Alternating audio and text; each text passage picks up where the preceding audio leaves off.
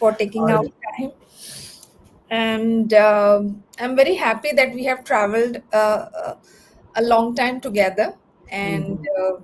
I have this opportunity to share your story, your journey, and the amazing framework that you have created around brain optimization. So, before we move into a conversation, I want you to introduce yourself.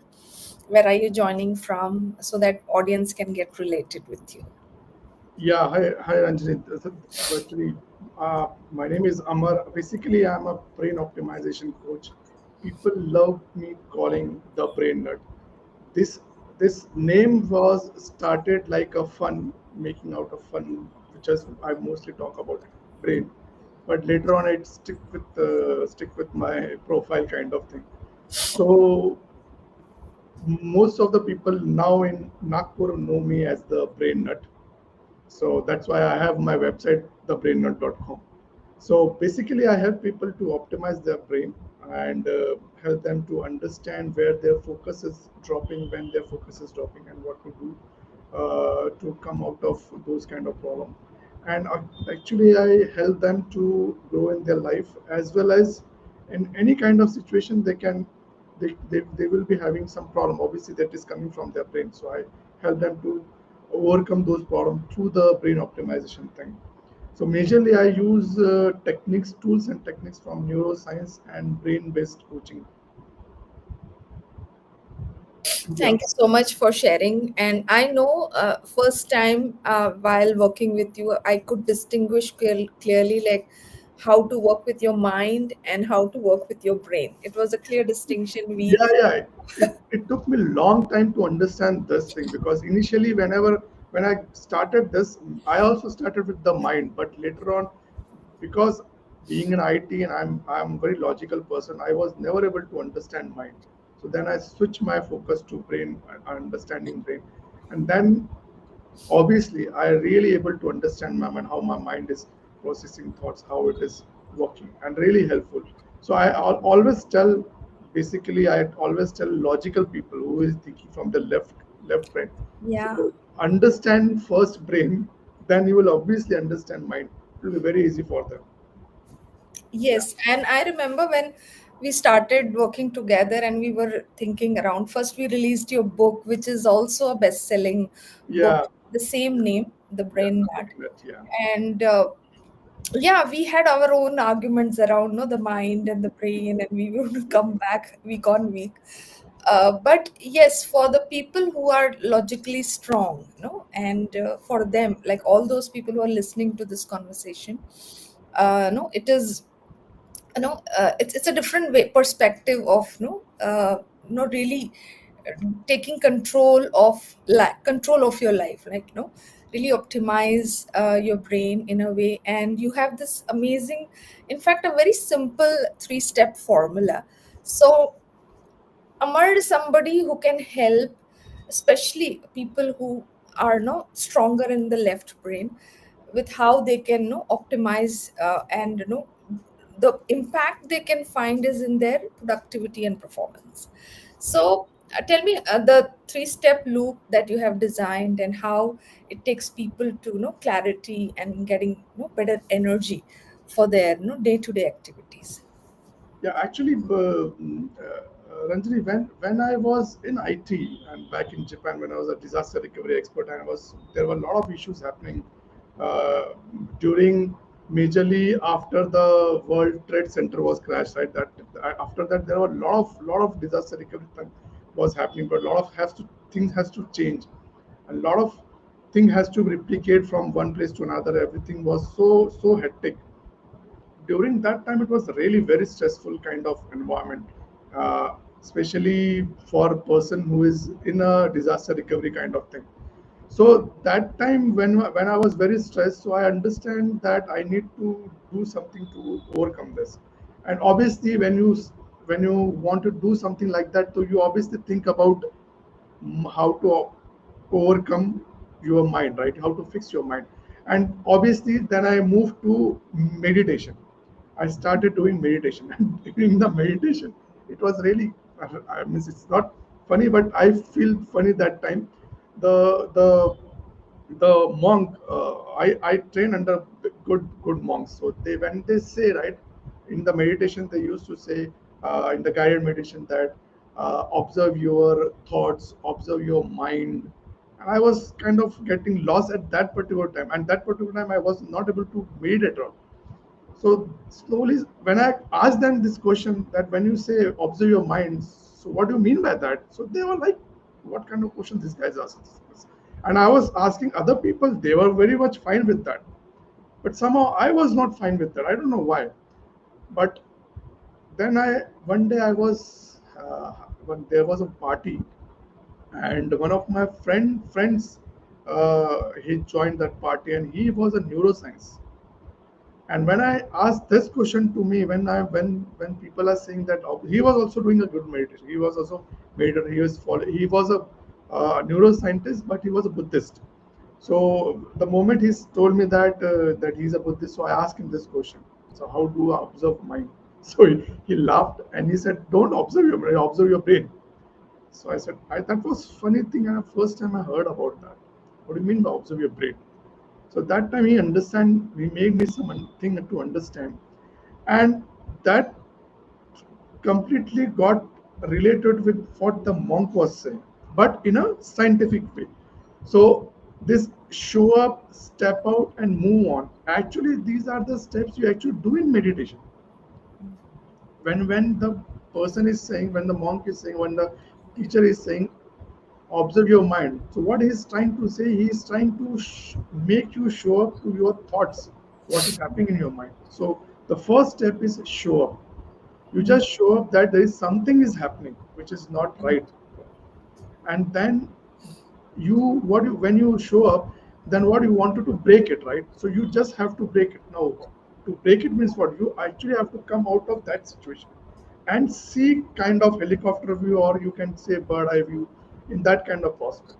So to do that, you have to, generally in vipassana and all those kind of meditation things, they ask you to focus on your breath, so that you can step mm, yourself outside of that situation. You can focus and you can anchor your mind or brain to something which is very subtle, and mm, then think from there what you want to do next.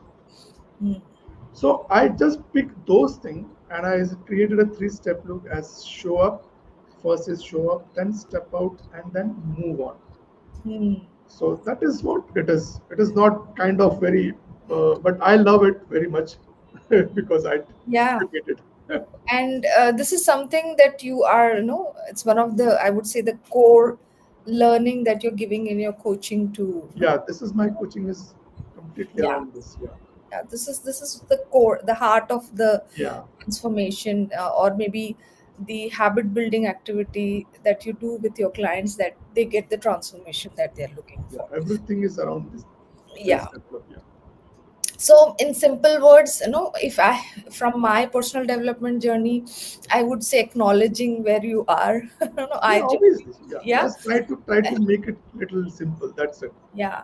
And then, it's instead of looking at a me perspective, the victim side of you, instead of that, give that generous view to who you are and what are you dealing with.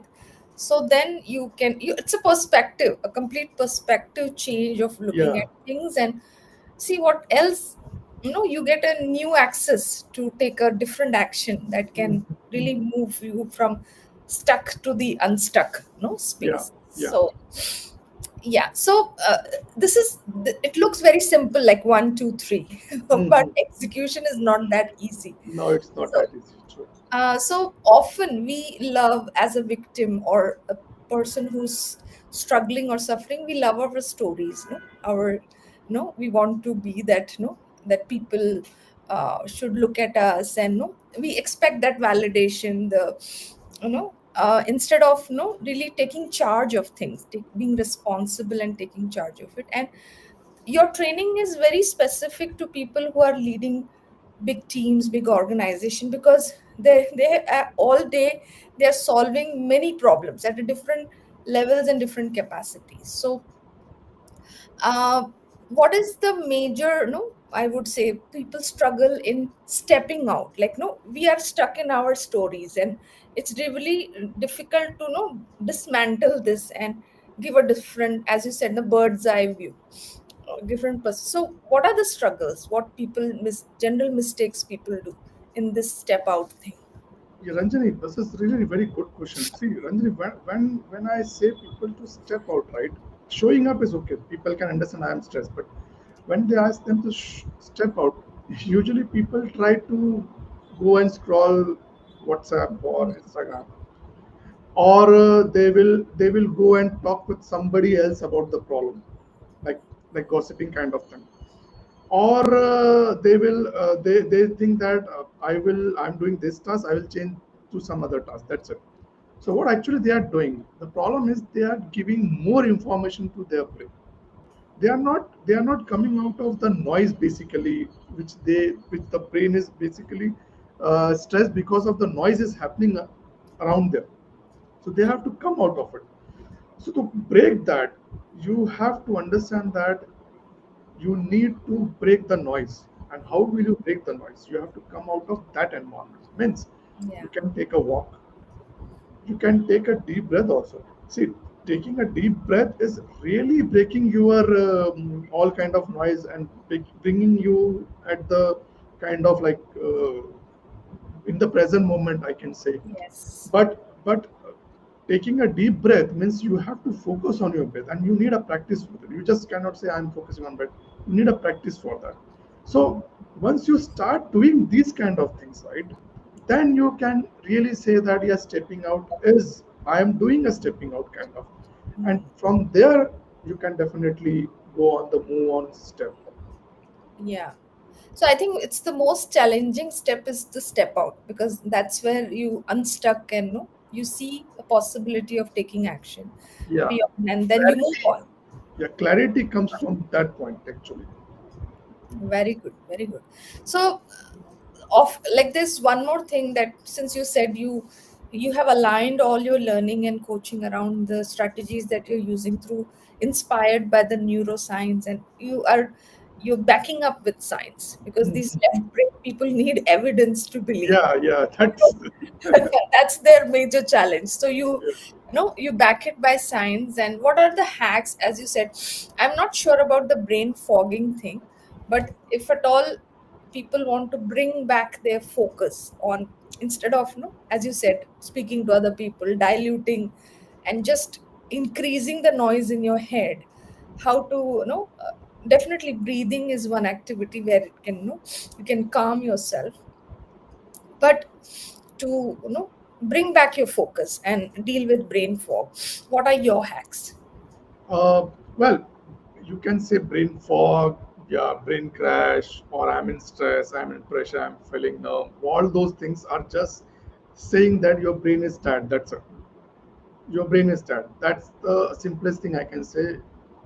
People can say many things. I'm brain fog or whatever thing, but my understanding is my brain is tired. So why my brain is tired? That's we have to understand. See, when we are working on a screen, right, and the people today mostly work on their screens, so we have a kind of tunnel view, right? Our eyes are completely focusing at one particular point and one particular area of screen. So the thing is, see, our body is designed in a way. See, suppose the moment you see a snake, if you have to run out of snake, you have to focus how the snake is moving, right? So means our eyes are designed in a way that the way it is focusing, your body is working on that kind of thing. So my point over here, you have to give your eye a broader kind of focus, which is kind of bigger thing. Like you can look at outside of window, you can watch trees. Like I was in Japan at working with Lehman Brothers, that was on 32 floor, so I obviously don't, I have no chance to see trees. So I was looking out and seeing the sky. So the point over here is you have to give a bigger prospect to your eyes or to your brain to look at. Even if you do can for this, if you do this for 30 seconds, right, you will break that pattern. 30 seconds is also enough for this. But you have to focus means you have to just focus and give your eyes to see something bigger than this tunnel. This is what we have to do. Very interesting, Amar. Like even when it comes to our life, no, when we look at short-term things, no, uh, we focus on short-term things. Our success is also, short-term. When our perspective is, bigger and longer, or I would say a vision far. The growth is also like I often tell my clients, like, no, you decide your boundary of your growth is the vision that you can build, you can see, or you can create um, in your own perspective of what you are, where you are going with your life or where, with your business. So same, like as the distance with this and the screen is like barely a feet. So Yeah. taking some time and looking, as you said, out of the window, or where you can you can give that exercise to your eyes to look far. This actually broadens the perspective and brings back the focus for sure. Now, as I'm Yeah. speaking, I can clearly see that. So beautiful. And one more thing I want to know from the move on step. So moving on is the last, and Yeah. something that Mhm. is, I would say, you can move on for a day, and then next day you come back to the same point, right? So as a habit building, like what you suggest, like when people move on, like we go back to our old ways of being. Yeah. So what do you suggest? See, Ranjani, when people do a moving on step, right? So basically, I majorly I tell them that in the moving on step, do one task at a time. Don't do a multiple tasks. And do focus on one task and then move to another task.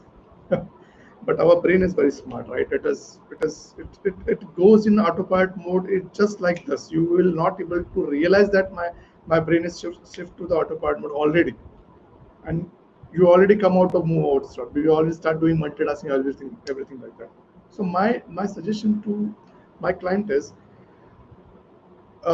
you need to build a habit of doing something which will bring you in the present moment, like taking a deep breath, suppose, or anything you find, you just write down, you writing your thoughts in some paper, some kind of notebook, anything like that.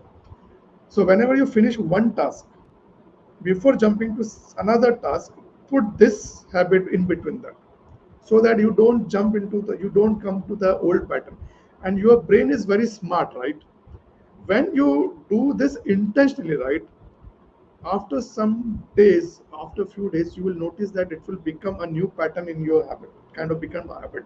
But if you don't try it, but see, figuring out or noticing this is really a tricky thing. You need to really work on that. Really difficult. But yeah, once you manage to do it, you can do it.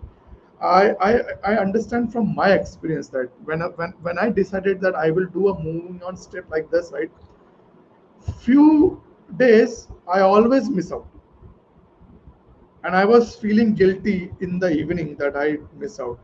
Then I realized that I'm not working here for the perfection. I'm working here for building the habit, and habit takes time to build. So even if people miss, yes, today I decided, but I didn't able to do it. Don't go in the mode of guilt, because your brain is smart, because it doesn't love guilt, right? So it will create some other kind of thing or other kind of neuron structure in your brain. So even if you miss it, understand that you are not running here for perfection. You want to build a habit which you wanted to sustain for a longer time. So keep it simple. Keep it simple. Don't make it very complicated. Like, people will say that I'll go and take for 10 minutes walk. Not possible in a kind of work environment which I used to work with.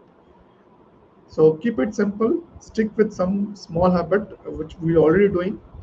Or you can also do one thing which is, I feel, very effective.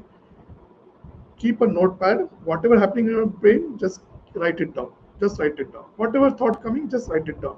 And when you start dumping it, right, it helps your brain to calm down very fast. Yeah.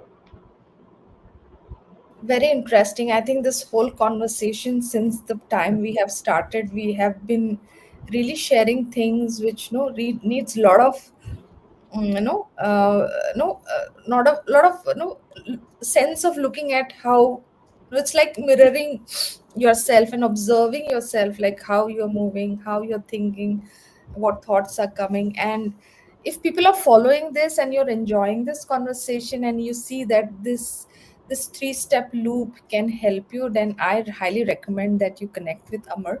He's available on LinkedIn.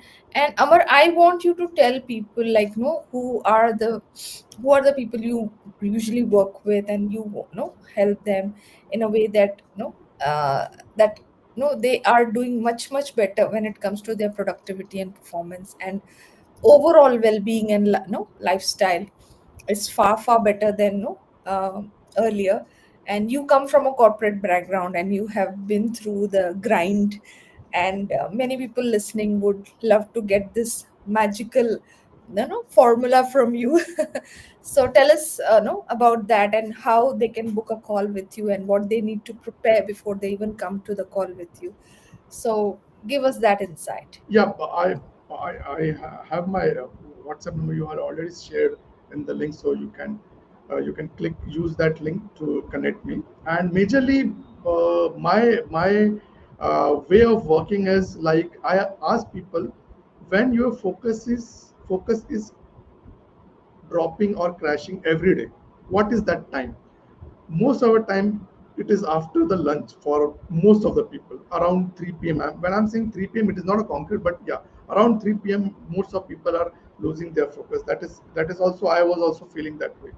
So most of, and the second question I want them to I want them to answer that, what is the biggest stressful situation or pressure they have experienced in past few days, whichever it may be, and what they want instead of it.